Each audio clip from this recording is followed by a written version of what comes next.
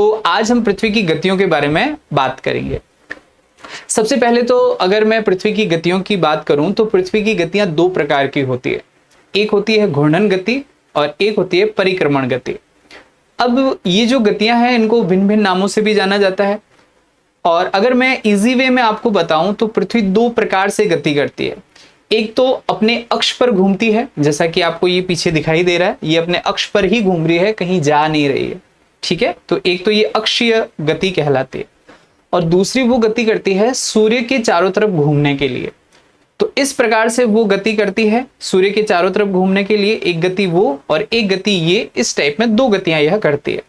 अब जब ये पृथ्वी गतियां करती है ना, तो उससे बहुत सारी चीजें प्रभावित होती है, बहुत सारी चीजें कंटिन्यू चलती रहती है। तो उन्हीं के बारे में आज हम बात करने वाले हैं कि जो पृथ्वी की गतियां हैं वह किस तरीके से रहती है और उनके बारे में किस प्रकार से क्वेश्चंस पुट अप किए जाते हैं, इस बारे में आज हम पढ़ने वाले हैं। थैंक यू सर, आपकी वॉइस बहुत अच्छी है। बिल्कुल, आप लोगों को पढ़ाते पढ़ाते अच्छी हो गई है, ठीक है ना। जैसे अच्छे स्टूडेंट होते हैं तो वॉइस ऑटोमेटिकली अच्छी हो जाती है। अभी आपके सामने मेरे सामने कोई अच्छे बदमाश स्टूडेंट होते तो मैं एकदम गुस्से वाली आवाज में बात करता, ठीक है। चलिए, तो अब हम देखते हैं कि गतियां क्या होती है। सबसे पहली गति जो ये आपको दिखाई दे रही है, ये एक पृथ्वी है और पृथ्वी अपने अक्ष पर घूम रही है। अगर हम अक्ष की बात करें कि अक्ष क्या होती है, तो पृथ्वी जिस तल पर घूम रही होती है ना, जिस प्रकार से ये है, तो ये अक्ष कहलाता है और इसी के ऊपर यह कंटिन्यू चलती रहती है। अब ये गति क्या कहलाती है, किस प्रकार से कहलाती है, तो इसका अध्ययन तो हम करेंगे, परंतु मैं एक मौखिक रूप में बता दूं कि ये जो गति कर रही है ना, तो ये गति घूर्णन गति कहलाती है। क्या कहलाती है? घूर्णन गति। अभी जब ये घूर्णन गति करती है तो इसको कई नामों से जाना जाता है।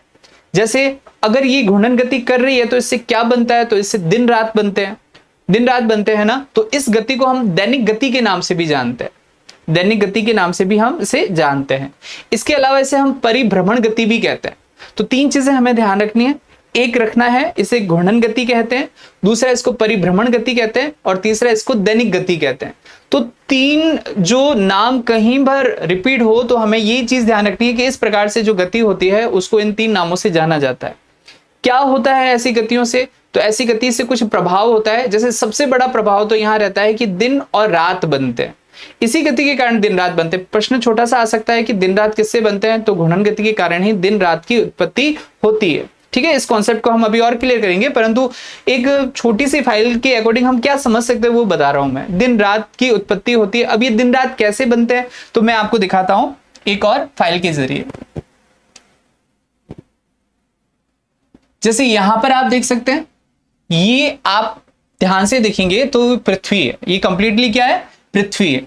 और पृथ्वी में अगर मैं सूर्य इस तरफ यानी कि मेरी तरफ मानूं या मैं अपने आप को सूर्य मान लूं, तो मैं जहां प्रकाश डाल रहा हूं ना, तो ये वाला जो हिस्सा है यहां पर दिन रहेगा और दूसरी तरफ का जो भाग है वहां रात रहेगी। वहां क्या रहेगी? रात रहेगी। तो इस प्रकार से घूर्णन के कारण ही दिन रात होते हैं। जिस पॉइंट पर हम रहते हैं वह पॉइंट घूमता हुआ जब यहां आएगा तब हमें रात महसूस होगी, जब वो पॉइंट यहां आएगा तब हमें दिन महसूस होगा। तो इस तरीके से यह दिन रात है जो चलते रहते हैं कंटिन्यू, ठीक है, रेगुलर चलते रहते हैं और रेगुलर यह चीजें दिखाई देती है। और दिन रात के अलावा क्या इफेक्ट पड़ता है? दिन रात के अलावा अगर हम बात करें तो पृथ्वी पर जो ज्वार भाटा आता है, ज्वार भाटा भी घूर्णन गति के कारण ही आता है। ज्वार भाटा भी घूर्णन गति के कारण आता है। अब हम जब ज्वार भाटा पढ़ेंगे तब उसकी अच्छे से प्रोसेस समझेंगे। अभी आपको ये जानकारी रखनी है कि ज्वार भाटे की जो उत्पत्ति होती है वो घूर्णन गति के कारण ही उत्पत्ति होती है।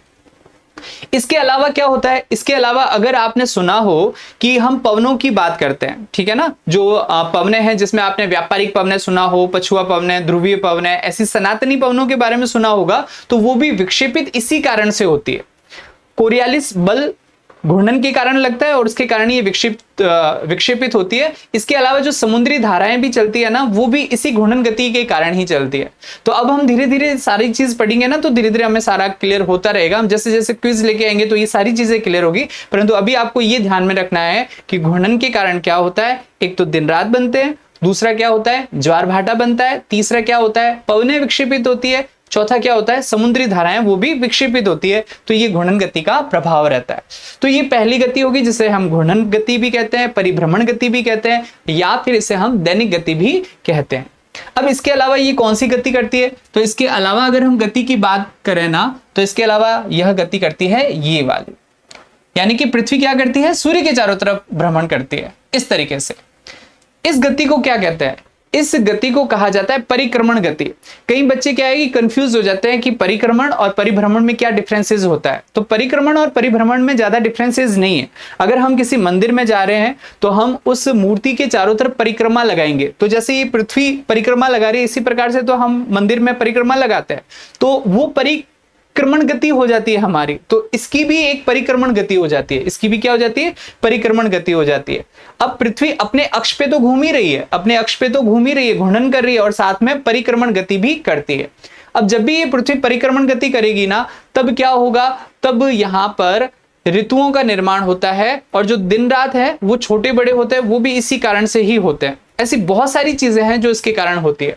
अब इसको समय कितना लगता है, इसको समय लगता है 365 दिन, ठीक है ना। इसको समय कितना लगता है, 365 दिन, यानी कि साल भर लगता है। और इस साल के बीच में इसमें ऋतुओं का निर्माण भी होता है, दिन रात का बनना भी होता है, और बहुत सारी जो चीजें हैं वो इसके सापेक्ष घटित होती है, ठीक है।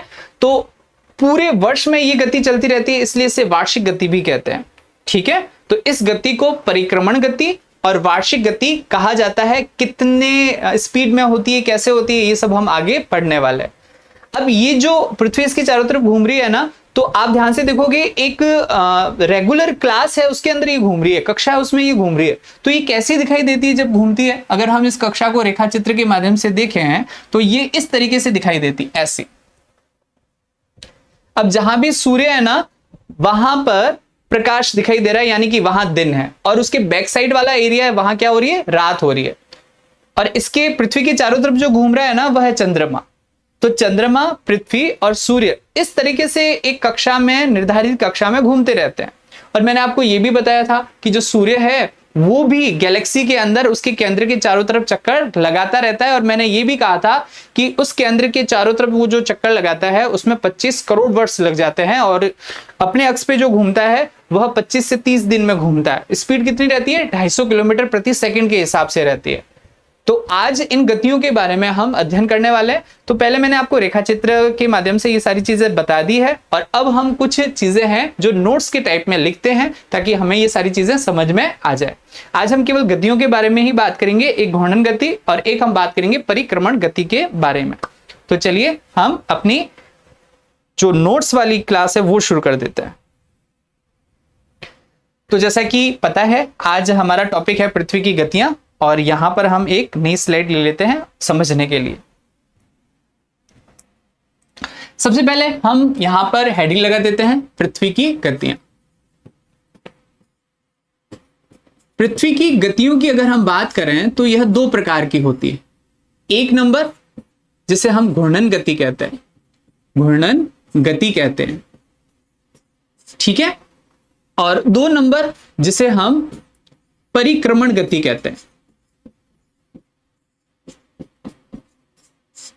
घूर्णन गति की बात करें तो घूर्णन गति को हम परिभ्रमण गति के नाम से भी जानते हैं, परिभ्रमण गति, या इसे हम दैनिक गति भी कहते हैं, दैनिक गति।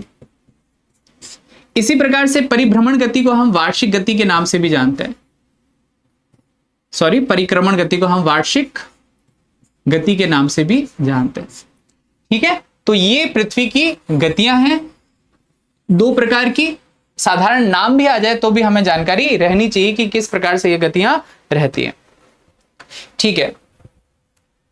अब सबसे पहले हम पृथ्वी की गतियों में पहले नंबर की गति को पढ़ते हैं, यानी कि घूर्णन गति के बारे में। तो एक नंबर घूर्णन गति।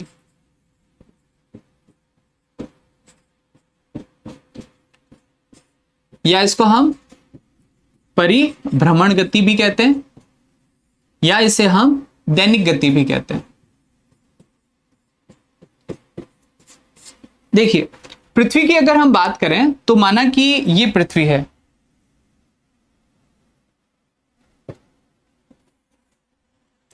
ये हमारी क्या है, पृथ्वी है।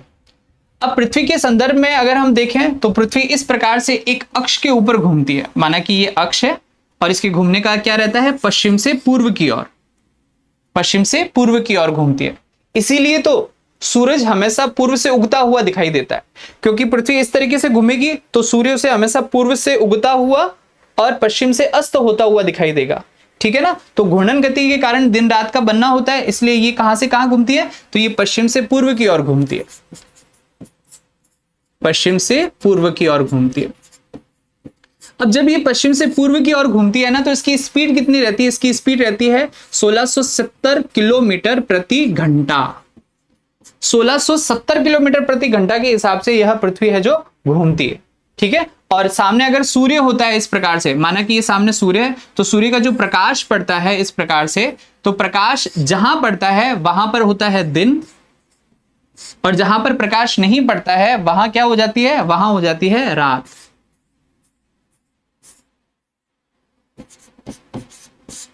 ठीक है, तो दिन और रात का कॉन्सेप्ट ये रहता है। अब यहां पर एक चीज हमें ध्यान में रखनी है कि जो दिन और रात के लिए एक व्रत का निर्धारण किया जाता है, माना कि ये जो व्रत है ये दिन और रात का निर्धारण करता है, तो इसे हम है ना प्रदीप्ति व्रत कहते हैं। प्रश्न आ जाए कि प्रदीप्ति व्रत किसे कहते हैं, तो दिन और रात का जो विभाजन करता है व्रत, उसे हम प्रदीप्ति व्रत के नाम से जानते हैं, ठीक है। ये तो साधारण सी चीज होगी हमारे सामने। अब हम बात करते हैं क्या पृथ्वी इसी तरीके से है, तो पृथ्वी इस तरीके से नहीं है। पृथ्वी क्या है कि अपने अक्ष पर थोड़ी सी झुकी हुई है, पृथ्वी अपने अक्ष पर थोड़ी झुकी हुई है। जैसे मैं बात बताऊं कि ये अक्ष तो हमने सीधा बना दिया, अब पृथ्वी को हम क्या कर रहे हैं, सीधा घुमा रहे हैं। तो हम सीधा ना घुमा के हम ये कहेंगे कि पृथ्वी अपने अक्ष पर थोड़ी सी टेढ़ी झुकी हुई है, यानी कि अक्ष को हम ऐसे बना देते हैं, ऐसे। अब ये अक्ष क्या हो गया, टेढ़ा हो गया, तो इसका मतलब क्या हो गया, पृथ्वी है जो इस तरीके से तिरछी है। अब ये जो अक्ष है, अब प्रश्न ये आता है कि पृथ्वी अपने अक्ष पर कितनी झुकी हुई है, तो यहां से हम देखेंगे ना, जैसे ये अक्ष है और यहां झुकी हुई है, तो ये वाला झुकाव कितना रहता है, ये वाला झुकाव रहता है 23.5 डिग्री का, 23.5 डिग्री का। तो मैं यहां लिखूं अक्ष पर कितनी झुकी हुई है, तो मैं यहां लिखूंगा 23.5 डिग्री, ठीक है, ध्यान रखना। अब मैं कुछ और चीजें बताने वाला हूं। अब ये अपने अक्ष पर झुकी हुई है, परंतु अगर मैं बात करूं कि पहले की स्थिति में जब ये सीधी थी, तो उस समय ये विषुवत रेखा कही जाती है। तो ये जब पृथ्वी इस पे घूमती है ना, तो इसको तल कहा जाता है, अक्षीय तल या कक्षा तल कहा जाता है, जिसके अंदर ये घूमती है। जैसे ये पृथ्वी इस तरीके से घूमती है ना, तो ये कक्षा तल कहा जाता है। अब प्रश्न ये आता है कि पृथ्वी अपनी कक्षा तल में कितनी झुकी हुई है, तो कक्षा तल क्या हो जाता है, कक्षा तल हो जाता है ये, और ये कितना रहता है, ये रहता है 66.5 डिग्री। कितना रहता है, 66.5 डिग्री। तो अक्ष पर झुकी हुई है या अक्ष से झुकी हुई है 23.5 डिग्री, और कक्षा तल की जब बात आ जाए कि कक्षा तल में कितनी झुकी हुई है, तो हम यहाँ कहेंगे कि ये 66.5 डिग्री झुकी हुई है। तो ये चीज ध्यान रखना, कई बच्चे कंफ्यूज हो जाते हैं, 66.5 में भी 23.5 होते हैं, तो उनके माइंड में सेट होता है कि पृथ्वी है जो 23.5 डिग्री झुकी हुई है, तो हमें 23.5 ही करना। तो ऐसा नहीं है, यहाँ पर अगर अक्ष की बात आए तो 23.5 डिग्री, और जब हम कक्षा तल की बात करें तो यहाँ 66.5 डिग्री हमें सही करना है। इस चीज का हमें जानकारी में रहना चाहिए, ठीक है। अब जब ये पृथ्वी अपने अक्ष पर ऐसे झुकी हुई है ना, तो हम दिन और रात का मतलब निर्धारण बराबर नहीं कर सकते हैं कि दोनों जगह पर बराबर 12 घंटे का दिन 12 घंटे की रात हो, ऐसा नहीं होता है, ठीक है ना। क्योंकि हमें पता है कि हम नॉर्मली हम भी देखते हैं कि कई बार हम शीतकाल में कहते हैं कि रातें छोटी हो गई है, ग्रीष्म में कहते हैं कि रातें बड़ी हो गई है, तो छोटी बड़ी का सिस्टम इसके झुकाव के कारण होता है। अब ये जब झुक जाती है ना, तो कैसे दिन रात का फर्क पड़ता है उसका भी मैं आपको बता देता हूं। माना कि यही मैं बना देता हूं, माना कि ये पृथ्वी है, ठीक है ना, ध्यान से देखना। अब ये पृथ्वी है, तो पृथ्वी को मैं ध्यान यहां देखूं तो इस तरीके से पृथ्वी आपके तिरछी रहती है, ठीक है। और अगर मैं विषुवत रेखा की बात करूं तो विषुवत रेखा भी इस तरीके से हो जाएगी। तो विषुवत रेखा का ये जो पार्ट है ना, यहां पर देखूं तो 12 घंटे का दिन रहता है, क्योंकि सूर्य उस तरफ है, 12 घंटे का दिन है, यहां मैं लिख देता हूं दिन है। तो सिंपल सा है कि 12 घंटे की रात होगी, 12 घंटे की क्या होगी, रात होगी। विषुवत रेखा पर 12 घंटे का दिन है, तो 12 घंटे की रात होगी अगर सूर्य उस तरफ है, ठीक है, सिंपल सी बात है। अब जैसे ही हम ऊपर की ओर जाएंगे,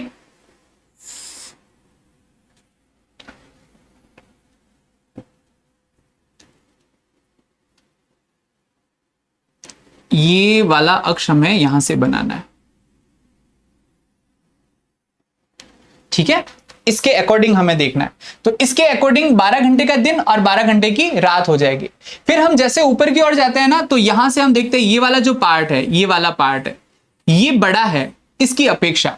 तो इसका मतलब जो दिन है वो बड़ा हो जाता है। तो 12 घंटे का दिन ये इक्वल बराबर ये इक्वल था, तो यहां पर अब दिन जो होगा ना वो 14 घंटे का हो जाएगा, 14 घंटे का दिन हो जाएगा। और सिंपल सा है कि यहां 10 घंटे की रात हो जाएगी। जब 14 घंटे का दिन होगा तो ऑटोमेटिकली 10 घंटे की रात हो जाएगी। और हम जैसे ऊपर की ओर जाएंगे, यानी कि ये वाला पार्ट है, यहां ये पार्ट ज्यादा दिखाई दे रहा है, तो यहां पर 20 घंटे का दिन हो जाएगा और यहां 4 घंटे की रात हो जाएगी। तो पृथ्वी के इस तरह झुकाव के कारण दिन रात में डिफरेंसेस आ जाता है। इस चीज को हम अच्छे तरीके से समझेंगे परिक्रमण गति के दौरान, ठीक है। तो इतना सा आप कॉन्सेप्ट माइंड में रखना कि घूर्णन गति किसे कहते हैं, अपने अक्ष पर घूमना। पृथ्वी टेढ़ी है, इस वजह से अक्ष से झुकाव उसका 23.5 है और कक्षा तल से 66.5 है, और घूमने के कारण रात दिन होते हैं। और रात दिन के अलावा, यानी कि अगर हम यहाँ प्रभाव देख लें तो एक तो होता है रात दिन बनते हैं, और रात दिन के अलावा क्या बनता है, ज्वार भाटा आता है। ज्वार भाटे का काम भी इसी कारण होता है। और पवनें विक्षेपित होती है, पवनें व धाराएं विक्षेपित होती है, ठीक है। तो ये घूर्णन गति के बारे में हो जाता है, जो कि हम इस तरीके से पढ़ते हैं। अब घूर्णन गति के बाद में अब हम बात करते हैं कि पृथ्वी जब सूर्य के चारों तरफ घूमती है तो क्या होता है। तो एक नई स्लाइड हम ले लेते हैं और उसके अंदर हम देखते हैं कि पृथ्वी जब सूर्य के चारों तरफ घूमती है तो क्या होता है। माना कि ये सूर्य है, ठीक है,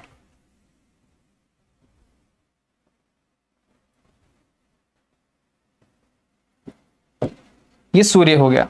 और अब हम बात कर रहे हैं पृथ्वी की।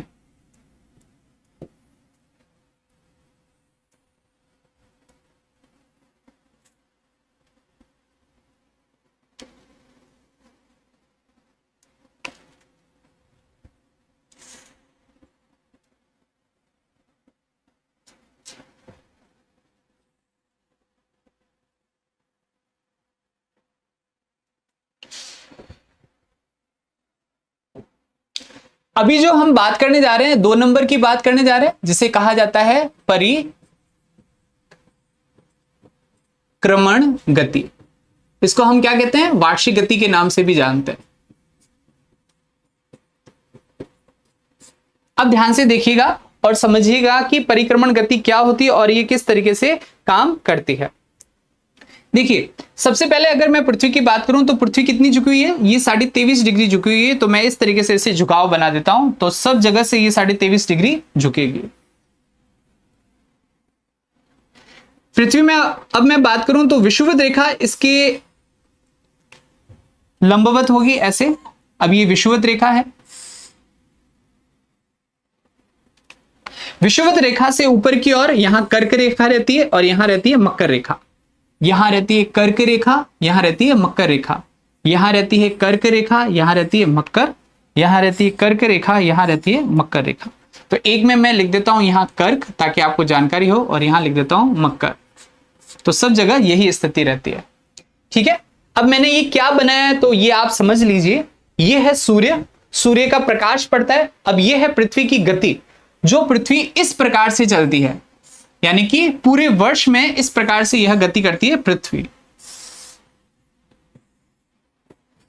365 दिन में ये अपना जो गति है ये कंप्लीट कर देती है, ठीक है ना। ये पूरी वार्षिक गति कहलाती है। इसीलिए अब पृथ्वी की जो स्थितियां होती है ना, उसके आधार पे कुछ बातें होती है, उनको हम समझते हैं। तो सबसे पहले तो हम ये देखते हैं कि ये जो क्रमण गति है कितने दिन में करती है। तो ये परिक्रमण गति ये करती है 365 दिन में। कितने दिन में, 365 दिन में करती है। इसके अलावा इसको लग जाते हैं 365 दिन 6 घंटे 5 घंटे 48 मिनट 46 सेकंड। ध्यान से समझना, 365 दिन 5 घंटे 48 मिनट 46 सेकंड इसको लगते हैं। अब होता क्या है कि 365 दिन तो हो गए, परंतु ये बाकी वाला समय है ना 5 घंटे 48 मिनट 46 सेकंड, लगभग 6 घंटे ये एक्स्ट्रा हो जाता है। अब ये जो एक्स्ट्रा होता है ना, तो इसको क्या करते हैं कि 4 वर्ष बाद में ये लगभग पूरा एक दिन बन जाता है। 4 वर्ष बाद में, क्योंकि 24 हो जाएगा, है ना, तो 4 वर्ष बाद में ये पूरा दिन बन जाता है। तो चौथे वर्ष में एक दिन को एक्स्ट्रा जोड़ दिया जाता है, उसे कहा जाता है लीप वर्ष, लीप ईयर या अधिवर्ष कहा जाता है। तो मैं यहां पर लिख देता हूं अधिवर्ष, अधिवर्ष, क्योंकि इसमें 365 से एक्स्ट्रा टाइम हो जाता है, 5 घंटे 48 मिनट 46 सेकंड। तो अधिवर्ष कितना होता है? अधिवर्ष होता है 366 का, 366 का होता है। और 366 दिन का जो अधिवर्ष होता है उसमें एक दिन को किस महीने में एडजस्ट किया जाता है? तो फरवरी में किया जाता है, फरवरी में। वैसे तो फरवरी 28 की होती है, परंतु अधिवर्ष में फरवरी 29 की हो जाएगी, क्योंकि एक दिन इसमें एडजस्ट कर लिया जाता है।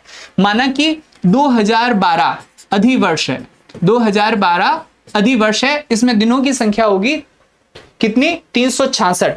तो अगला जो अधिवर्ष होगा ना वो 2016 होगा, इसमें भी दिनों की संख्या कितनी होगी?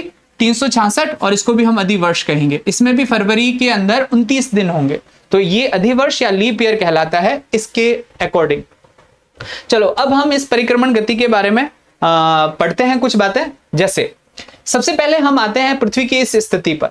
अब इस स्थिति में क्या होता है कि सूर्य की जो किरणें हैं, सूर्य की किरणें हैं वो सीधी पड़ती है विषुवत रेखा पर, विषुवत रेखा पर सीधी पड़ती है। अब विषुवत रेखा पर पड़ती है तो इस समय तारीख होती है 21 मार्च। विषुवत रेखा पर सीधी पड़ती है 21 मार्च। मार्च के बाद में क्या आता है? मार्च के बाद में आता है अप्रैल। तो सूर्य की किरणें यहां आ जाती है, अप्रैल, है ना, मार्च, अप्रैल, मई और जून। जैसे ही जून आता है तो सूर्य की किरणें हैं वो पड़ती है कर्क रेखा पर इस तरीके से, यानी कि यहां पर। अब ये कौन सी तारीख होती है? ये होती है 21 जून। कौन सी होती है? 21 जून। ये जून, जुलाई, अगस्त, सितंबर, सितंबर में ये सूर्य की किरणें वापस विषुवत रेखा पर पड़ती है इस प्रकार से। और ये कौन सी तारीख होती है सितंबर की? ये होती है 23 सितंबर, 23 सितंबर। इसीलिए कहा जाता है कि विषुवत रेखा पर सूर्य की किरणें कौन सी तारीख को पड़ती है? 21 मार्च और 23 सितंबर को। फिर ये सूर्य की किरणें सितंबर के बाद अक्टूबर, नवंबर, दिसंबर, यानी कि 22 दिसंबर को, 22 दिसंबर को मकर रेखा पर पड़ती है। और ये कौन सी है? मकर रेखा। ये कर्क रेखा, ये मकर रेखा। तो इस तरीके से ये सूर्य की किरणें ऐसे पड़ती है। और दिसंबर के बाद में जनवरी, फरवरी और वापस आ जाता है मार्च, जनवरी, फरवरी, वापस आ जाता है मार्च। तो इस तरीके से ये पूरा जो वर्ष भर ये चीजें चलती रहती है। अब इससे फर्क क्या पड़ता है? तो कुछ चीजें हम यहां देखते हैं, समझने की कोशिश करते हैं। सबसे पहले 21 मार्च को ये जो टाइम होता है ना, इस समय क्या होता है? दोनों गोलार्धों में रात और दिनों का जो टाइम है ना वो बराबर होता है। तो हम यहां लिख देते हैं कि इस समय क्या होता है? रात बराबर दिन, रात बराबर दिन हो जाता है। ठीक है, इस समय अगर हम देखें तो इस समय क्या होता है? तो आप देखेंगे कि कर्क रेखा पर सूर्य की किरणें सीधी है, मकर रेखा पर तिरछी है। तो कर्क रेखा कहां आती है? कर्क रेखा उत्तरी गोलार्ध में आती है। तो उत्तरी गोलार्ध में दिन बड़े होते हैं, उत्तरी गोलार्ध में क्या होती है? दिन बड़े हो जाते हैं। और ऑटोमेटिकली अगर दिन बड़े हैं तो यहां रात छोटी होगी, रात क्या होगी? छोटी होगी। इसके ऑपोजिट में यहां देखें तो यहां दिन बड़े हैं ना, तो यहां दिन छोटे हो जाएंगे दक्षिणी गोलार्ध में, दिन छोटे और ऑटोमेटिकली रातें बड़ी हो जाएगी, रातें बड़ी हो जाएगी। यहां पर 23 सितंबर की बात करें तो यहां भी विषुवत रेखा पर है, तो यहां भी दिन बराबर रात हो जाएगी। यहां सूर्य की किरणें दक्षिणी गोलार्ध में सीधी है, तो सूर्य की किरणें दक्षिणी गोलार्ध में सीधी होने के कारण दक्षिणी गोलार्ध में दिन बड़े हो जाएंगे, दिन बड़े, रातें क्या हो जाएगी? छोटी हो जाएगी, रातें छोटी। और इस समय उत्तरी गोलार्ध में क्या होगा? इसका ऑपोजिट हो जाएगा, दिन छोटे और रातें क्या हो जाएगी? बड़ी हो जाएगी। तो ये दिन रात का जो मैटर है वो भी इस पे डिपेंड करता है कि कब दिन बड़े होते हैं, कब छोटे होते हैं। परीक्षाओं में ये पूछ लिया जाता है इस प्रकार से, तो आपको इस चीज की भी जानकारी रखनी है। इसके बाद में और क्या, ऋतु की बात करते हैं हम। ऋतु देखिए, जब सूर्य की किरणें विषुवत रेखा पर सीधी पड़ती है ना, तो इसको हम विषुव कहते हैं। क्या कहते हैं? विषुव कहते हैं। अब ये विषुव कौन सा है? तो ये वसंत विषुव है। कौन सा है? वसंत विषुव। तो इसको हम वसंत ऋतु भी कहते हैं, वसंत ऋतु। ठीक है, और इसको हम विषुव कहते हैं, ये भी ध्यान रखना है हमने, विषुव। ठीक है, विषुव के बाद में यहां आने पर अब ये जो बात है, यानी कि कर्क रेखा पर जब सूर्य की किरणें सीधी पड़ती है तो इसको हम उत्तरी विषुव कहते हैं। क्या कहते हैं? उत्तरी विषुव। और इस समय अगर हम बात करें तो जैसे यहां वसंत ऋतु है, क्योंकि दोनों में दिन रात बराबर है और इस समय जो ऋतु रहेगी वो वसंत ऋतु रहेगी, तो इस समय यहां ऋतु उत्तरी गोलार्ध में कौन सी रहेगी? यहां रहेगी ग्रीष्म ऋतु। ग्रीष्म ऋतु रहेगी। इसी प्रकार में वापस यहां पर वसंत ऋतु देखने को मिलती है, तो इस ऋतु को हम शरद ऋतु के नाम से जानते हैं। शरद ऋतु के नाम से जानते हैं। यानी कि मौसम सुहावना होगा, न ज्यादा गर्मी न ज्यादा सर्दी, न ज्यादा गर्मी न ज्यादा सर्दी, न ज्यादा गर्मी और न ज्यादा सर्दी। अब ये विषुव कौन सा है? ये विषुव है, तो इसको भी हम विषुव कहते हैं, या इसको हम शरद विषुव कह सकते हैं, इसको हम वसंत विषुव कह सकते हैं। अब ये वाला जो भाग है इसको हम क्या कहते हैं? यहां पर शीत ऋतु आ जाती है दक्षिणी गोलार्ध में। सॉरी, शीत ऋतु नहीं, यहां दक्षिणी गोलार्ध में ग्रीष्म ऋतु और वहां शीत ऋतु आ जाती है, शीत ऋतु, और यहां आ जाती है आपके ग्रीष्म ऋतु। क्योंकि आप सभी को पता है कि जब यहां पर ग्रीष्म ऋतु आती है तभी हम उत्तरी गोलार्ध में रहते हैं और उत्तरी गोलार्ध में हमें शीत ऋतु का अनुभव होने लग जाता है इस तरीके से। तो ये चीजें कहलाती है। और इसके अलावा इसको अयनात भी कहते हैं, ये भी ध्यान रखना। ये वाली जो स्थिति है इसको हम उत्तरी अयनात के नाम से जानते हैं, इसको हम दक्षिणी अयनात के नाम से जानते हैं। ठीक है। और ये जो पोजीशन है, ये जो पोजीशन ऊपर जा रही है, ये वाली पोजीशन, इसको हम क्या कहते हैं? इसको हम दक्षिणायन कहते हैं। और ये पोजीशन है, इसको हम उत्तरायण कहते हैं।